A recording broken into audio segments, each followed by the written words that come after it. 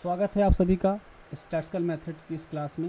अब तक हम लोगों ने सेंट्रल टेंडेंसी के मेज़र में mean, median, mode, geometric mean तक पढ़ लिया है with their merits and demerits and their properties. तो आज की क्लास में हम स्टार्ट करेंगे हार्मोनिक मीन। हार्मोनिक मीन होता क्या है, कैसे हम इसको निकालते हैं और इसका यूज़ क्या है। तो चलिए, हार्मोनिक मीन को हम लोग रिप्रेजेंट करते हैं एच से। एक क्वेश्चन आप लोगों के लिए है कि क्या मीन को हम ग्राफिकली लोकेट कर सकते हैं, बताइए। No sir. हाँ, कल की क्लास में मैंने आपको बताया था कि मीन को हम ग्राफिकली लोकेट नहीं कर सकते, जबकि मीडियन और मोड को कर सकते हैं। ग्राफिकल कर सकते हैं। चलिए, तो हार्मोनिक मीन से आज हम स्टार्ट करेंगे। हार्मोनिक मीन होते क्या हैं हम ये जानेंगे।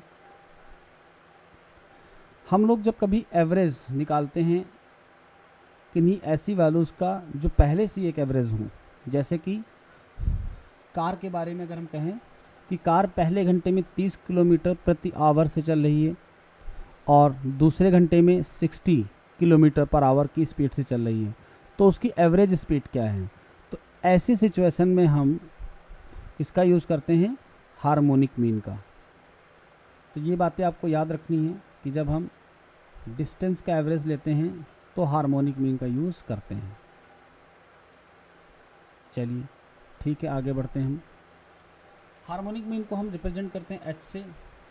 तो इसको हम कनेक्ट करके आपको पढ़ाएंगे अर्थमेटिक मीन से। जैसे हमारे पास वैल्यूज़ हैं x1, x2 dot dot xn। अगर हमको इनका अर्थमेटिक मीन निकालना है तो हम सारी वैल्यूज़ को क्या करेंगे, जोड़ेंगे और n से डिवाइड करेंगे और लीजिए हमारा आ गया arithmetic mean. Okay, harmonic mean में हम क्या करते हैं, कुछ नहीं करते हैं, बस हम इन वैल्यूज़ के रेसिप्रोकल का एवरेज लेते हैं। यानी हम x1 की जगह पे क्या लिखेंगे, 1/x1, x2 की जगह पे क्या लिखेंगे, 1/x2,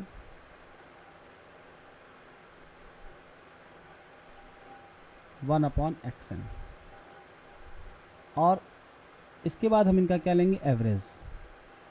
और इस साइड हम जो हार्मोनिक मीन h कैलकुलेट करना है उसका भी रेसिप्रोकल लिखते हैं, या सीधे सीधे कह लो तो रेसिप्रोकल का अर्थमेटिक मीन लेने के बाद फिर से इसका रेसिप्रोकल करना। यानी अगर हम h की वैल्यू निकालेंगे तो कितनी आएगी, n/1/x1 1/x2 plus dot dot dot 1/xn, ये आएगी हार्मोनिक मीन की वैल्यू। तो हार्मोनिक मीन को हम ऐसे भी लिख सकते हैं, h इक्वल टू 1/n, यानी हमने n को नीचे शिफ्ट कर दिया। तो जो नीचे लिखा अगर हम उसको पढ़ें तो क्या है, ये ऑब्जर्वेशंस के रेसिप्रोकल का एवरेज है। x1, x2, xn हमारे ऑब्जर्वेशंस थे, हमने उनका रेसिप्रोकल किया, जोड़ा और n से डिवाइड किया। तो this quantity is known as the average of the reciprocal of the observations. Observations के रेसिप्रोकल का एवरेज, और फिर हमने 1/n में किया, तो यानी हमने इसका फिर से रेसिप्रोकल किया। अब जरा डेफिनेशन पढ़िए, क्या है definition. The reciprocal of the arithmetic mean of reciprocal of non zero values of a variable. यानी किसी वेरिएबल के रेसिप्रोकल का अर्थमेटिक मीन का रेसिप्रोकल लेने पर जो मिलेगा उसे कहते हैं harmonic mean, and it is denoted by HM और H। क्या आपको फॉर्मूला क्लियर हुआ।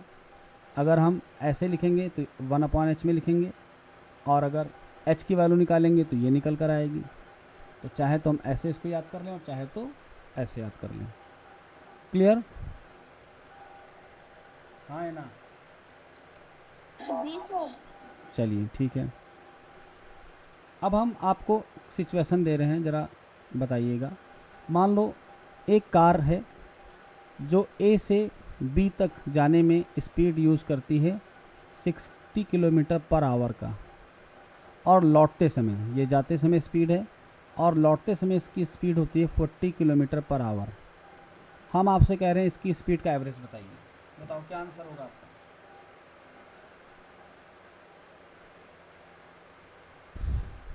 सर 20। चलिए देखते हैं कैसे हम लोग इसको निकालेंगे। तो हम लोग यहाँ पर कैलकुलेट करते हैं हार्मोनिक मीन। तो टोटल वैल्यूज़ 2 हैं तो 1/2 कर लो, और इन वैल्यूज़ का रेसिप्रोकल, यानी हम यहाँ पर लिखेंगे 1/60 प्लस 1/40। यानी हम यूनिट टाइम पे, हम अगर इस वाले को देखें तो एक्चुअल में ये क्या कह रहा है, 60 किलोमीटर पर आवर, यानी 1 घंटे में कितना जा रही है, 60 किलोमीटर। 1 घंटे को हम कैसे लिख सकते हैं, 60 मिनट, यानी 60 मिनट में कितना जा रही है, 60 किलोमीटर। या ऐसे भी लिख सकते हैं कि ये 60 किलोमीटर जाने में कितना समय ले रही है, 1 आवर।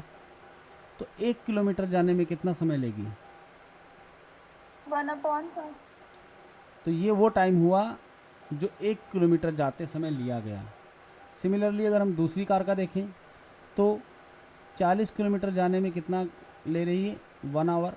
तो 1 किलोमीटर जाने में कितना टाइम लेगी, इतना ही तो टाइम लेगी। और हमको एवरेज स्पीड बताने के लिए क्या करना होता है, इनका एवरेज लेना होता है। तो 1/60 प्लस 1/40 को अगर हम ऐड करके 1/2 यानी 2 वैल्यूज़ हैं, 2 से डिवाइड करेंगे तो हमारा हार्मोनिक मीन निकल कर आएगा। चलिए देखते हैं आता कितना है। तो ज़रा एवरेज लेते हैं, इसका एलसीएम लेंगे हम तो कितना आ जाएगा 120। 60 से डिवाइड करेंगे तो यहाँ 2 आएगा, 40 से डिवाइड करेंगे तो यहाँ 3 आएगा।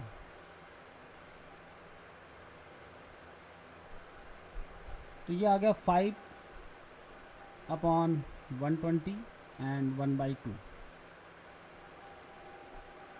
5 को अगर हम इससे कैंसिल कर दें तो 5 2 जा 10, 5 4 जा 20, यानी ये आया 1/48। और इधर क्या आया 1/h। तो अगर हम देखें हार्मोनिक मीन की वैल्यू कितनी हो गई। अब अगर कोई आदमी सीधा सीधा सोचता तो कहता 60 किलोमीटर जाते समय स्पीड थी, 40 किलोमीटर आते समय स्पीड थी, हमारा एवरेज हो गया 60 + 40 डिवाइडेड बाई 2 यानी कि 50 किलोमीटर पर आवर। तो उसका ये आंसर गलत हो जाता, क्योंकि यहाँ पर हम जो कुछ करते हैं वो यूनिट डिस्टेंस के लिए करते हैं, यानी 60 किलोमीटर की स्पीड से वो चल रहा था, लेकिन 1 किलोमीटर में उसको कितना टाइम लगा हम यहाँ से कैलकुलेशन करते हैं कि 1 किलोमीटर चलने में उसने कितना समय लिया, 1/60 आवर्स। फिर हम कैलकुलेशन इसका एवरेज लेकर करते हैं। तो जो हार्मोनिक मीन की स्पीड होगी वो 48 आवर होगी। तो आपको ये बात याद रखनी है कि हार्मोनिक मीन का यूज़ कहाँ पे किया जाता है, जहाँ पर इस तरह के सवाल हों स्पीड वाले, है ना। चलिए आगे बढ़ते हैं। तो हार्मोनिक मीन आपने निकालना सीखा है एक सवाल के जरिए, और अब हम हार्मोनिक मीन में उन फार्मूलों की बात करेंगे जो फ्रिक्वेंसी डिस्ट्रीब्यूशन के लिए होते हैं। जैसे हमारे पास टोटल वैल्यूज़ कितनी है, x1 x2 xn, और इनकी फ्रिक्वेंसीज कितनी है, f1 f2 ... fn। तो अब हम इसका हार्मोनिक मीन कैसे निकालेंगे। तो ज़रा सोचिए, अगर ये सिंपल अर्थमेटिक मीन निकालना होता तो हम कैसे निकालते, f1 x1 f2 x2 और fn xn, यानी सबकी फ्रिक्वेंसी से मल्टीप्लाई करते और टोटल फ्रिक्वेंसी यानी समेसन fi से डिवाइड करते, तो हमारा अर्थमेटिक मीन x बार आ जाता। अब की हम क्या करते हैं, इनका रेसिप्रोकल लेते हैं। तो रेसिप्रोकल लेंगे तो क्या होगा 1/x1, और इसको f1 से मल्टीप्लाई करेंगे तो ये आएगा f1 x1। 1/x2 को अगर f2 से मल्टीप्लाई करेंगे तो ये आएगा। इसी तरीके से 1/xn को अगर fn से मल्टीप्लाई करेंगे तो ये आएगा। तो जब हमने रेसिप्रोकल को फ्रिक्वेंसी से मल्टीप्लाई कर लिया, फिर इसका एवरेज लेने के लिए हम क्या करेंगे, समेसन fi से इसको डिवाइड करेंगे और इक्वल टू में क्या लिखेंगे 1/h। तो ये फार्मूला बना फ्रिक्वेंसी के केस में हार्मोनिक मीन का।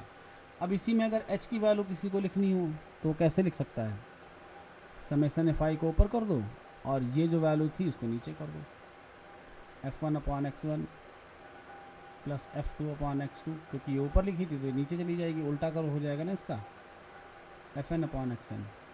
तो लीजिए हार्मोनिक मीन का फार्मूला आपका बन गया उस केस में जब हमारा डेटा कैसे हो, फ्रिक्वेंसी के फॉर्म में हो। तो आप इसको रट के याद नहीं करेंगे, आप इसको समझ के याद करेंगे, कनेक्ट करके किससे, अर्थमेटिक मीन से। अर्थमेटिक मीन डायरेक्ट वैल्यूज़ को फ्रिक्वेंसी से मल्टीप्लाई करता है, जबकि ये उनके रेसिप्रोकल को फ्रिक्वेंसी से मल्टीप्लाई करता है, ये फिर इनको जोड़ता है, फिर एवरेज के लिए टोटल नंबर ऑफ ऑब्जर्वेशन से डिवाइड करता है, तब आता है 1/h। क्लियर, हाँ या ना, ठीक है। तो फार्मूले आपने देख लिए। वेट वाले फार्मूले में कुछ नहीं होता, बस f की जगह w आ जाता है, वेट हो जाता है। आगे बढ़ेंगे हम लोग इसकी मेरिट और डिमेरिट पे। आपने एक लाइन पढ़ी, जब हार्मोनिक में डिफाइन हो रहा था तो यहाँ पे साफ साफ लिखा था नॉन जीरो वैल्यूज़। तो क्या होगा अगर x1 x2 xn में कोई जीरो हो जाए, अगर वो जीरो है तो अर्थमेटिक मीन निकालने में कोई दिक्कत नहीं है, जो भी वैल्यू जीरो होगी उसका प्रोडक्ट जीरो हो जाएगा, बाकी सबका सम हम कर लेंगे। लेकिन यहाँ पर देखिए अगर कोई वैल्यू 0 हुई तो अपान में 0 का मतलब आप समझते हैं, इंफिनिटी। इसका मतलब हम हार्मोनिक मीन निकाल ही नहीं सकते। ये है डिमेरिट कि कोई भी वैल्यू 0 होने के केस में हम हार्मोनिक मीन कैलकुलेट नहीं कर सकते। जिमेट्रिक मीन की इसी तरीके की 2 डिमेरिट हैं और वही मैंने आज पूछी थी, आप लोगों ने बताया नहीं। कल आपको बताना है कौन कौन सी डिमेरिट थी जिमेट्रिक मीन की। चलिए आगे बढ़ते हैं। तो मेरिट में it is Ridgely defined, harmonic mean किसी से भी, सॉरी ये तो ज्योमेट्रिक मीन का है, नेक्स्ट पेज पे आते हैं। इट इज़ रिजली डिफाइंड यानी हार्मोनिक मीन किसी से भी कैलकुलेट करवाएं, प्रोसेस अगर सेम है तो रिजल्ट भी सेम आएगा, यानी किसी का कोई चेंजेस नहीं होगा अलग अलग लोगों की कैलकुलेट करने पर। It is based upon all the observations, दिख रहा है x1 x2 xn सब पे बेस्ड है, एक भी वैल्यू मिसिंग होगी तो हम नहीं कैलकुलेट कर पाएंगे। It is suitable for further mathematical treatment, बिल्कुल हार्मोनिक मीन का बहुत यूज़ किया जाता है, अभी अभी हमने एक यूज़ बताया एवरेज वाला। It is least affected by fluctuation of sampling, यानी अगर x1 x2 xn में थोड़े बहुत बदलाव आते हैं तो हार्मोनिक मीन में ज़्यादा चेंजेस नहीं आएंगे। It gives greater importance to small items, ये छोटे आइटम्स को ज़्यादा इंपॉर्टेंस क्यों देता है, क्योंकि हम उसका रेसिप्रोकल कर देते हैं। तो जैसे 5 और 2 में 5 बड़ा है, लेकिन अगर हम रेसिप्रोकल कर दें तो कौन बड़ा माना जाएगा, इसकी वैल्यू 0.2 आएगी और इसकी वैल्यू 0.5 आ जाएगी, यानी ये बड़ा हो गया। तो छोटा आइटम को ज़्यादा वेटेज मिला हार्मोनिक मीन में क्योंकि हमने उसका क्या कर दिया, रेसिप्रोकल। तो it gives greater importance to small items. सबको समझ में आया? जी सर। डिमेरिट पे आते हैं। It is not easily understood and is difficult to compute, सीधी सी बात है, आसानी से हार्मोनिक मीन किसी को नहीं समझाया जा सकता। एवरेज नहीं है कि सबको जोड़ो और n से डिवाइड कर दो एवरेज आ गया, इसको समझना थोड़ा सा टेढ़ा है। डिफ़िकल्ट टू कंप्यूट, बार बार रेसिप्रोकल करना है, डिफ़िकल्ट है कंप्यूट करना। It does not give equal weight to every items, equal weight क्यों नहीं दे रहा, क्योंकि रेसिप्रोकल होते समय वेट चेंज हो जा रहे हैं according to value. It may not represented in the actual data, यानी अगर हम हार्मोनिक मीन को देखें तो जो भी हमारा डेटा दिया होगा उसमें की कोई वैल्यू नहीं होगी। जैसे हमने 5 लिखा, 6 लिखा, 7 लिखा और आपसे कहा इसका अर्थमेटिक मीन बताओ, तो एक्चुअल डेटा का 6 ही इसका अर्थमेटिक मीन बन जाएगा। 5 और 6 11 और 7 18, 18 को 3 से डिवाइड करोगे तो आएगा 6, यानी एक्चुअल डेटा यहाँ पर मीन बन गया। लेकिन ऐसा हार्मोनिक मीन के केस में नहीं होता है, यानी हार्मोनिक मीन के केस में हार्मोनिक मीन जब भी कैलकुलेट होकर आएगा तो एक्चुअल वैल्यू से हमेशा डिफरेंट रहेगा। यूजेस में आप लिख लेना, एवरेज निकालते समय हम इसका यूज़ करते हैं, और कुछ यूजेस का मैं आपको पिक भेज दूंगा, आप अपनी कॉपी पे नोट कर लेना। अगला पॉइंट है सिलेक्शन ऑफ एन एवरेज, यानी हम कौन से एवरेज का सिलेक्शन करें। तो सिलेक्शन ऑफ एवरेज के लिए हम लोग सीधे सीधे यूज़ करते हैं जो येट्स ने हमको बताया था, यूल ने, प्रोफेसर यूल ने बताया था कि जो सारी कंडीशंस को सेटिस्फाई करे वही अच्छा एवरेज माना जाएगा। तो हम उस एवरेज को सेलेक्ट करेंगे जो सारी कंडीशंस को सेटिस्फाई करे, प्रोफेसर यूल के द्वारा बताई गई। इन्होंने क्या क्या बताया था, एवरेज ऐसा होना चाहिए जो सारे ऑब्जर्वेशन पे बेस्ड हो, इजी टू कैलकुलेट हो, रिजडली डिफाइंड हो, थोड़ा बहुत चेंजेस होने से मीन पे ज़्यादा इफेक्ट ना आए, क्लासेस ओपन एंड ना हो, इस तरीके की बहुत सारे प्रॉपर्टीज़ किसी एवरेज के लिए बताई गई थी जो हम आपको पहले करवा चुके हैं।